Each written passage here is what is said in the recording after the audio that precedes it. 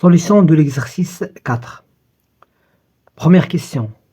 Soit x un élément de R, montrant que si x est compris strictement entre 2 et 4, alors l'inverse de x moins 1 est compris entre 1 sur 3 et 1. On vérifie d'abord que cette expression a un sens, ou bien qu'il est défini, car elle contient un dénominateur. Donc cette expression est définie car x est différent de 1. Et positif car x moins 1 est supérieur strictement à 1, qui est supérieur strictement à 0. Donc remarquez que ici x est strictement supérieur à 2, c'est-à-dire x moins 1 est strictement supérieur à 2 moins 1, qui est égal à 1. Donc cette expression ne s'annule jamais. De plus, elle est positive. De plus, nous avons, donc on va commencer à partir de cette inégalité pour y arriver à cette égalité, à cette inégalité. Puisque x est compris entre 2 et 4, alors x moins 1 est compris entre 1 et 3. On retranche des deux côtés 1. 2 moins 1 égale à 1, 4 moins 1 égale 3. Et puisque 1 et 3 ce sont des nombres positifs, strictement positifs, donc on peut passer à l'inverse. L'inverse de x moins 1, il est compris entre l'inverse de 3 et l'inverse de 1. Soit encore, l'inverse de x moins 1 est compris entre 1 sur 3 et 1. Ce qui démontre le résultat. Deuxième question. Montrons que, quel que soit AB des éléments de R carré, si A carré plus B carré égale à 0, alors A égale à 0 et B égale 0. On considère A et B deux éléments de R et on va supposer que la négation de cette proposition qui est vraie. Donc vous connaissez que la négation de l'implication, c'est donc on conserve la première proposition B et on fait la conjonction et on met et on calcule la négation de la deuxième proposition. La négation de A égale 0 et B égale 0, c'est A différent de 0 ou B différent de 0. Donc supposons que ça égale 0 et qu'au moins l'un des deux réels n'est pas nul, c'est-à-dire A différent de 0 ou B différent de 0. On raisonne par la disjonction des cas. Donc ici nous avons normalement trois cas. Soit A est différent de 0 et B égale 0, ou bien A égale 0, B différent de 0, ou bien les deux se sont différents de 0. Si A est différent de 0, donc A carré sera strictement supérieur à 0. Si B est différent de 0, de même B carré sera strictement supérieur à 0. Commençons par le premier cas. Si A est différent de 0 et B égale 0, donc cette expression A carré plus B carré devient A carré. A carré, donc, c'est un élément. Donc, si A est différent de 0 et B égale 0. Alors, A carré plus B carré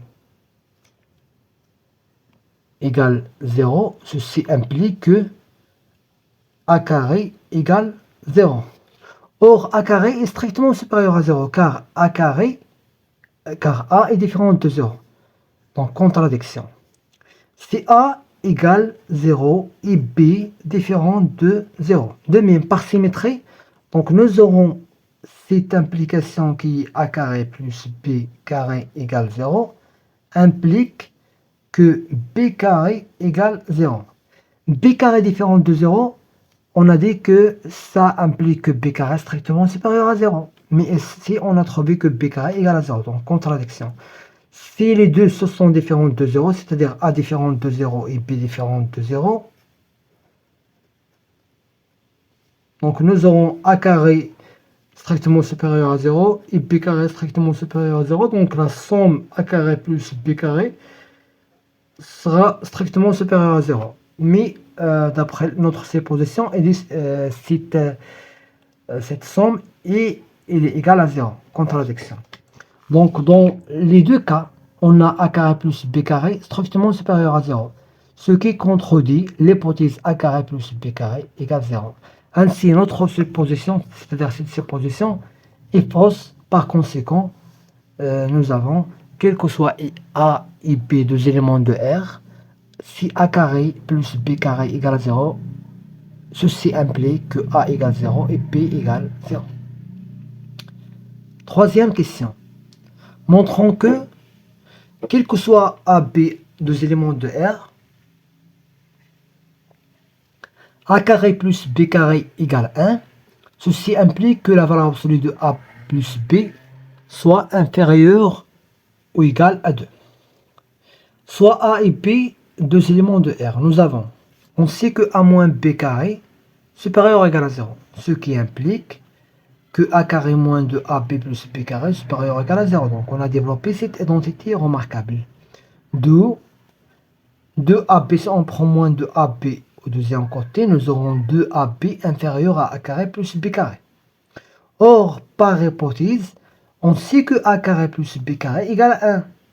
Donc, 2ab inférieur ou égal à ça qui est égal à 1. Ainsi, a plus b au carré, maintenant on va calculer a plus b au carré, qui est égal à a carré plus b carré plus 2ab, inférieur, donc ça il est inférieur à 1, et ça inférieur à 1 d'après cette inégalité. C'est-à-dire que ça inférieur à 2. En prenant la racine carrée, donc on passe à la racine carrée, car ça est positif, et ça est positif. Donc la racine de a plus b au carré, c'est la valeur absolue de a plus b. Et la racine de 2. Et voilà. Pardon, donc ici nous avons la racine de 2.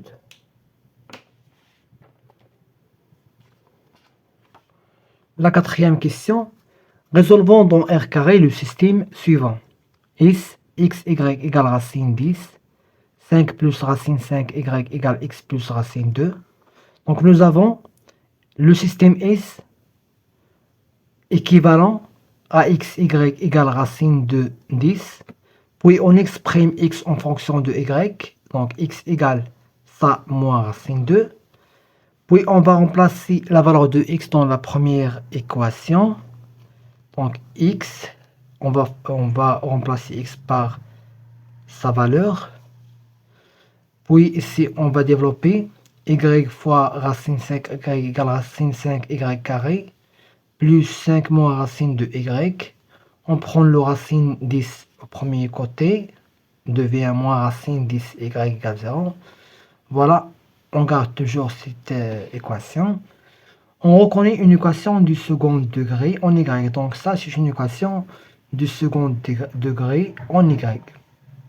Son discriminant, c'est b carré qui égale 5 moins racine de au carré moins 4 ac moins 4 fois racine 5 moins 4 racine 5 fois moins 10, donc c'est plus 4 racine 5 fois racine 10.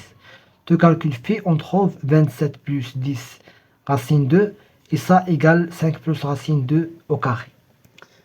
Ainsi, les solutions ce sont soit y égale moins b, c'est-à-dire racine 2 moins 5, moins racine delta, moins racine 5 plus racine 2 si, au carré, c'est 5 plus racine 2, car ça c'est un nombre qui est positif, divisé par 2a, 2 fois racine 5. De même, ici, il suffit de changer le signe moins ici par le signe plus. Racine 2 moins racine 2, c'est 0, moins 5 c'est moins 10, donc moins 10 divisé par 2 racine 5. On va multiplier le dénominateur par racine 5 et le numérateur par racine 5. Donc nous aurons moins 10 divisé par 10. Donc c'est moins 1, donc c'est moins racine 5. Tout calcul fait aussi. Ici nous aurons moins 5 plus 5 égale 0. Racine de plus racine de c'est 2 racine 2 divisé par 2 racine 5, c'est racine 2 sur racine 5. Donc le système S équivalent y égale moins racine 5, y égale racine 2 sur racine 5, x égale 5 moins racine 2 plus racine 5 y. Maintenant, soit nous avons y égale à ça, donc dans ce cas, on remplace x par cette valeur. Donc y égale moins racine 5 et x égale 5 moins racine 2 plus racine 5 fois moins racine 5. Racine 5 fois moins racine 5 égale moins 5. 5 moins 5, c'est 0. Qu'est-ce qu'il reste? Moins racine 2. Donc, dans ce cas, x égale moins racine 2. Si y égale racine 2 sur racine 5, nous aurons racine 5 fois racine 2 sur racine 5 égale racine 2. Racine 2 moins racine 2 égale 0. X égale à 5. Donc, dans ce cas, x égale à 5. Ce qui est équivalent que x, y appartient à l'ensemble moins racine 2. Attention, on commence toujours par x puis y. Moins racine 2, moins racine 5, ou bien 5 racine 2 sur racine 5. Ainsi, l'ensemble de solutions du système S est S égale cet ensemble. Cinquième question. Soit A, B, C et D de nombres réels, montrant que si A est strictement supérieur à 4, et B strictement supérieur à 4, et C strictement supérieur à 4, et D strictement supérieur à 4, alors ceci implique que ABC plus ABD plus ACD plus BCD inférieur strictement à ABCD. Donc d'abord, remarquez que dans la question 4, on a raisonné par des équivalences successives. استعملنا الاستدلال بالتكافؤات المتوالية أو المتتالية أو المتتابعة. Donc on va commencer par l'hypothèse de départ. Donc A, et B, et C, et D, ce sont des nombres qui sont strictement supérieurs à 4. Donc ceci implique que l'inverse de A sera inférieur à l'inverse de 1 sur 4. De même, l'inverse de B inférieur à l'inverse de 1 sur 4. De même, l'inverse de C inférieur à l'inverse de 1 sur 4. Et l'inverse de D inférieur à l'inverse de 1 sur 4. L'inverse de 4. On fait la somme membre par membre, donc nous aurons 1 sur A plus 1 sur B plus 1 sur C plus 1 sur D inférieur égale 1 sur 4 plus 1 sur 4 plus 1 sur 4, 4 fois. C'est-à-dire 4 fois 1 sur 4 qui est égal à 1. Puis, on multiplie les deux côtés par A, B, C, D car ça c'est un nombre qui est positif. Donc l'ordre ne change pas. Donc on multiplie premier côté et deuxième côté par A, B, C, D.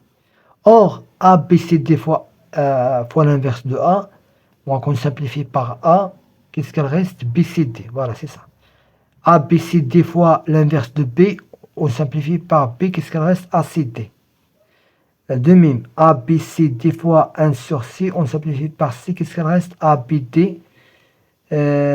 Et A, B, C, D fois l'inverse de D, on simplifie par D, qu'est-ce qu'elle reste? A, B, C. Et ça, inférieur à B, C, D, de le résultat.